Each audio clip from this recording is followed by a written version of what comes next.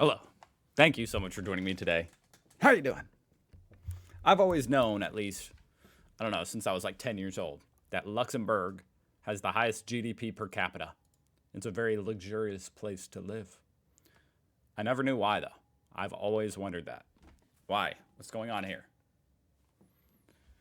I mean, it's a very small country. It's centrally located, probably good for trade. I don't know if there's natural resources in this small little country there, but why is it so rich? And I saw this video pop up, so I need to react to it. Why Luxembourg is the richest country in Europe? Or why is Luxembourg the richest country in Europe? By Economics Explained. Link down below. Go check them out. I am very excited. I need to know the answer. Is Luxembourg. This is Luxembourg, or officially the Grand Duchy of Luxembourg, a small landlocked country I didn't know that. wedged between Belgium, France and Germany, which is home to, by many metrics, the most successful economy in the world. The economy of Luxembourg is actually somewhat of a personal nuisance to me, if I'm being perfectly honest. Countless times on this channel, I try to talk about just how impressive certain national economies are by saying that they are the world leader in particular economic metrics like GDP per capita, or average national wealth, or human development. The problem is, I almost always have to make the small disclaimer that this doesn't include micronations like Monaco or Luxembourg, and I should really clarify that this is micronations like Monaco, comma, or Luxembourg, because Luxembourg isn't a micronation. It's a small country geographically with a small population, but it's not a micronation. It has much more in common with its neighbours than it does with something like Monaco, Liechtenstein, or the Vatican. It's easy to understand why Monaco has such impressive economic statistics. It's a country with very favourable tax laws for wealthy people looking for a new place to call home. Rich people are attracted to it because of these tax laws, and because it's a nice, safe place to live with a thriving social scene of other rich people. All that demand combined with a tiny supply of land means that only rich people can afford to live there, and if a country is filled with very wealthy international... Yeah, I feel like that's a lot different. You know what I mean? It's a lot different to have a place where just rich people put their money there and go live there versus a place. And I'm not sure if Luxembourg is like this, but I think they're doing something different in Luxembourg to where the people who live there are rich. business people and I don't know if I'm making sense. celebrities. It doesn't really matter what the government's economic policies are, it's inevitably going to have the highest GDP per capita in the world. Luxembourg almost breaks our traditional understanding of economics though, because it's achieved tax haven micronation levels of wealth while effectively just being a regular economy. It's not a tax haven, and most of its residents are regular working people. It has regular industries, a regular government, and regular tax revenues. The only thing is, despite all of its apparent regularities, it's by far the wealthiest country in the EU, and also the wealthiest regular economy in the world. Luxembourg has a Crazy. GDP per capita of That's just freaking amazing. That's double America. $133,590, which is almost double that of the United States with a GDP per capita of $70,249. The USA itself is also an incredibly productive country, but Luxembourg's economic output is 13 times the global average. That's crazy. What I really want to know is if, it's more evenly spread in Luxembourg. The GDP in America is pretty high, but also, there's a lot of poor people and a lot of rich people. Whereas I'm curious if, is Luxembourg, is there just like 10 billionaires in Luxembourg and that's why it's so high? Even if this can't be replicated in our own economies, it can teach us a lot about what GDP actually is and how much it really means for real economic prosperity. So, how did Luxembourg achieve such high levels of economic output? Is it possible for other economies to do the same thing? And finally, are there any threats to their incredible levels of economic prosperity? Once we've done all of that, we can put Luxembourg on the Economics Explained national leaderboard. Oh, okay. I'm not used to seeing the US at the top of a list. Hey, we're number one. Until Luxembourg. This episode of Economics Explained was brought to you by ShipStations, as for stations to keep cheaper as which ones ship. If that wasn't enough, you can get a 60-day free trial. Go check out ShipStation. Okay, I've got through all the ads, guys. I need to know, why are they so rich? To live there by giving them a tax break. In fact, the country actually has reasonably high income taxes. That means that the country generates its wealth by having extremely productive industries and equally productive workers. But how does the average Luxembourger produce twice as much as an average worker in the USA? Well, they pick their industries very carefully. Luxembourg only has a population of 640,000, which is well above microstate levels, but is still smaller than almost all major cities in the world. So its industries are not nearly as diverse as the USA's, but the ones that it does have are highly value-adding. Banking, steel production, and tourism account for most of its economic output. Tourism. Okay. That's interesting. I guess people in Europe travel to Luxembourg a lot. I don't know anyone who's been to Luxembourg, so I didn't expect tourism to be Which are all massive. perfect industries, but all for different reasons. Starting with banking, financial services account for more than half of the country's entire GDP. Oh my God. Typically we think of Switzerland when we think of highly efficient and discreet European banking, but Luxembourg is an even more attractive destination to a lot of very wealthy individuals and institutions. Luxembourg has a lot of advantages over Switzerland, which means that it's just a better choice for a lot of financial services. For starters, it's in the EU and it uses the euro. If you're a wealthy European or running a European business, it makes sense to have your banking done in your own currency, as opposed to a foreign currency like the Swiss franc, even if it is very stable and secure. Being part of the EU also gives it tax and legal advantages that are not available to Swiss banks, or are certainly not as easy to get around.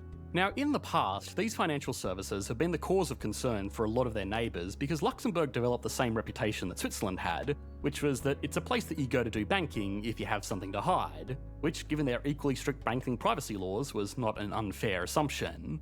Damn, that is stunning. But okay. It's like the Switzerland of the EU economy. Its reputation in the past put them on the G20's grey list of countries with questionable banking arrangements. Being on this list opened them up to scrutiny that could eventually lead them to being cut off from global payment networks like SWIFT, or having other restrictions placed on their most important industry. The country very quickly amended a few key tax laws and was removed from the grey list just a few months later. Obviously, they didn't want to stay on this list because even if they were benefiting from hiding money or facilitating tax avoidance, it wouldn't be worth it compared to how much they were making from just providing good banking services to good customers. The country is home to the third most competitive financial centre in Europe, behind only London and Zurich. Given the country's small population, most of their banking is focused on international clients, and because that's their focus, they become really good at it. Managing finances across multiple legal jurisdictions, language barriers, and business cultures is difficult, and it's a highly priced. And I mean, I guess being at the center of all these different countries helps in this regard. You can have people who speak different languages pretty easily, come work there, and these people probably speak a lot of languages just because when they travel, you go to France or Germany, whatever. Service that a lot of companies are willing to pay a lot of money for. Most multinationals operating in Europe will work with Luxembourgish banks, accountants, and lawyers because they are well respected, very efficient, and act as a one-stop shop for everything those companies might need to do business across the continent. The official language of Luxembourg is Luxembourgish, but since it's such a small country with such strong connections to its neighbours, English, German, French, Dutch, and even Spanish and Italian are very common languages and are spoken widely by professionals providing international services in the country. Just having a centre that can communicate with all the other major economies in Europe in their own language is worth paying to have financial services centred in Luxembourg. It's actually such a widely... That makes sense, They can facilitate different deals, in multiple different languages. It's interesting, that's a big aspect that here in America I don't even think about. Obviously English is pretty dominant, extremely dominant. So there's no real thought about, ever needing to translate between all these different languages or work between them. Recognised intermediary that the European Union itself headquartered the European Investment Bank in Luxembourg City. The European Investment Bank is not the same as the European Central Bank, which is the Reserve Bank of the EU.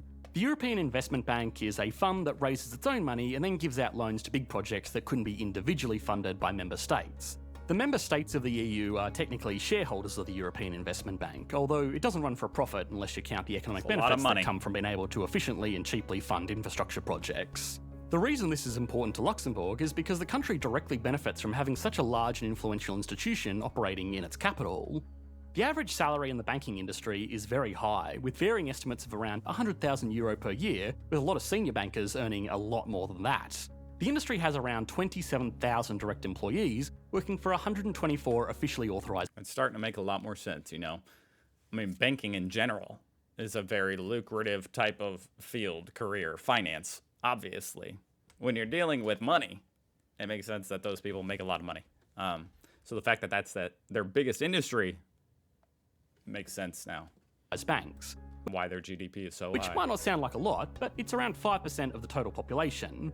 Banking also requires a lot of supporting industries like accounting, legal, and IT support, which are also very skilled and value-adding industries in their own right. The economy also benefits from being able to manage so much wealth from across the world. Because it's such a popular banking destination, the total assets the banking industry controls is equal to 12 times the country's GDP. Now, while they don't own those deposits, they do get to invest them, which gives them the potential to make huge profits without risking any money of their own. Luxembourg also had... That's just a good deal for Luxembourg right there. They get to control, you know, they make interest off everybody else's money. And just say, yeah, hey, we'll keep your money safe. As a surprisingly large steel industry, the country has a centuries-long history of producing some of the world's best steel components. Luxembourg is the global headquarters of ArcelorMittal, the world's second largest steel producer, behind only the Chinese state-owned Baowu Steel Group. A lot of that steel is still produced within the country's small borders by well-paid, highly skilled, unionised workers using world-class equipment. Now, this is pretty fascinating. It's like a total flip side. Just nothing to do with banking. Furthering the country's world-leading economic output figures. Outside of banking, steel, and their direct supporting services, other typical industries exist in the small country as well. But because those industries operate in a country with so many wealthy customers, they can charge a lot for their goods and services. Remember, price is a function of supply and demand. If we assume that the supply of goods and services are roughly the same as their direct neighbours, then prices will be determined by demand. Demand itself is a function of how many people are willing and able to buy stuff. When people in an economy are earning a lot of money, they will have an increased ability to purchase stuff, even if prices are higher. And they are high. Luxembourg is amongst the most unaffordable countries in the world. Wow. The average expenses for a family of 4 is estimated at €3,300 per month before housing. And those are just basic necessities. Before housing.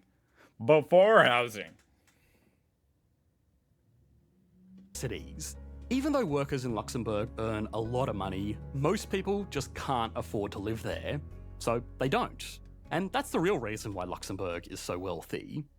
Luxembourgers work in world-renowned industries where they can demand very high incomes for their output. But lots of other countries have banks and specialised industries. These industries by themselves are not enough to explain how Luxembourg is twice as wealthy as the United States. And the reality is that it's not.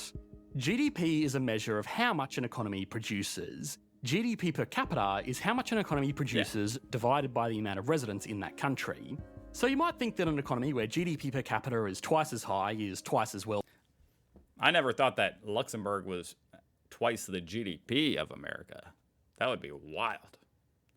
But for GDP per capita, I mean, yeah. With the average person having twice as much stuff. Normally this assumption is close enough, but it's a bit different in the case of Luxembourg. To increase GDP per capita, the average resident needs to produce more stuff. For an economy to achieve this, it can either give its residents access to better tools, better training, or better jobs. Luxembourg does this very well. It has one of the world's best job markets, a highly skilled workforce, and access to world-leading industrial and financial infrastructure. An economy can also increase GDP per capita by just getting people to work.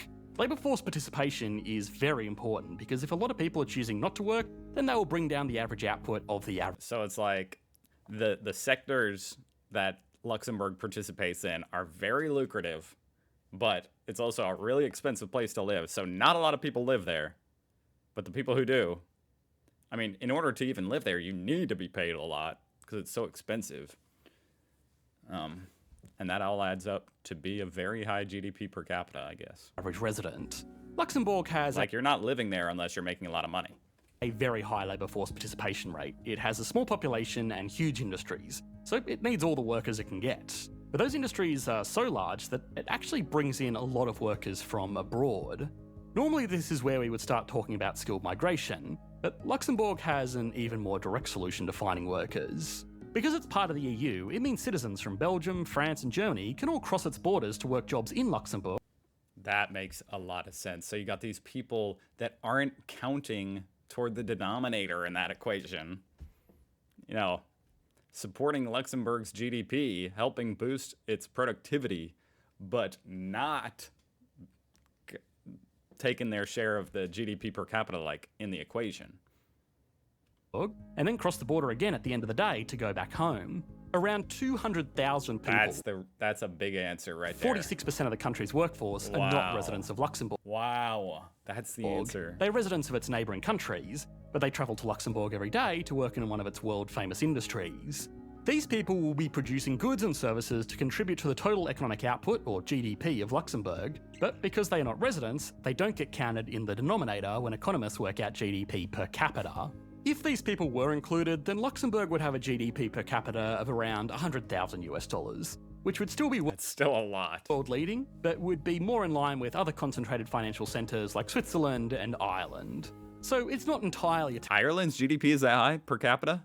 technicality of how these statistics are worked out. know Luxembourg that. is still an economic powerhouse, and to be clear, a lot of economies, especially those in Europe where cross-border working is so easy, benefit from these calculations as well. Luxembourg is truly unique because of just how many workers are non-residents. There are no other countries in the world that bring in almost half of their workforce without them being migrants. That's where them being centrally located and landlocked with all these big populations around them really comes. It's not for trade, it's for all the workforce coming in. Migrants that live I finally understand after all these years. and work in their host countries still get counted as residents, so they don't skew GDP per capita figures like they do in Luxembourg. If an economist was to work out GDP per capita of a high-end central business district like central London or the financial district of New York, it's possible they would have a GDP per capita of $500,000 a year or more, because they house so much industry and so few actual residents. That's crazy to think about. Obviously, economists don't do that. But Luxembourg is kind of like if that CBD just happened to have national borders drawn around it. Okay. Okay, now it's time to put Luxembourg, Amazing. the world's most productive country, on the Economics Explained national leaderboard. Starting as always with size, Luxembourg has a GDP of $86.7 billion, which makes it roughly the 70th largest economy in the world. It gets a 5 out of 10. GDP per capita. It's kind of funny thinking, we've been talking about how crazy rich it is per capita, but in reality, it's still a really small country. It's only 70th. But compared to how small it is, that's still amazing. We already know it's going to be a 10 out of 10. The country produces $133,590 worth of output for every resident every year, which is incredible. This is thanks to a combination of its highly skilled workforce, world-class industries, and yes, of course, being on the right side of a technicality. Even without such a stretch of how GDP per capita is calculated, the country would still easily get a 10 out of 10. Stability and confidence is also world-leading. So many institutions choose to set up operations in the country because it has proven itself to be a reliable, corruption-free, and safe place I guess that's why they had to get off that gray list. Because if they were still on there, this would have got knocked down. to get things done when lots of money is on the line. It gets a 10 out of 10. Growth has also been strong. Being so heavily involved in global banking did mean it was hurt by the GFC and the Eurozone crisis, but even as a very established economy that favours a slow and steady approach to economic management, it has grown its output by over 50% in the last decade. It gets a I need to look up this Eurozone crisis. I need to understand that better. I'll definitely be reacting to that. 7 out of 10. Finally, industry. Now, while they are world leading for their quality, the economy is still not massive. It's more of an administrative centre for operations all across Europe and the rest of the world. Even still, what it does I'm just waiting to see if they beat America on this it does list. well. It gets a 7 out of 10. Altogether, that gives Luxembourg an average score of 7.8 out of 10, which puts it all the way up here on the leaderboard. Wow. That was actually really satisfying. I finally understand why Luxembourg is the highest GDP per capita. Shout out to anyone from Luxembourg. Luxurious Luxembourg. Go check out Economics Explained, link down below. Thanks for watching. I'll see you guys tomorrow.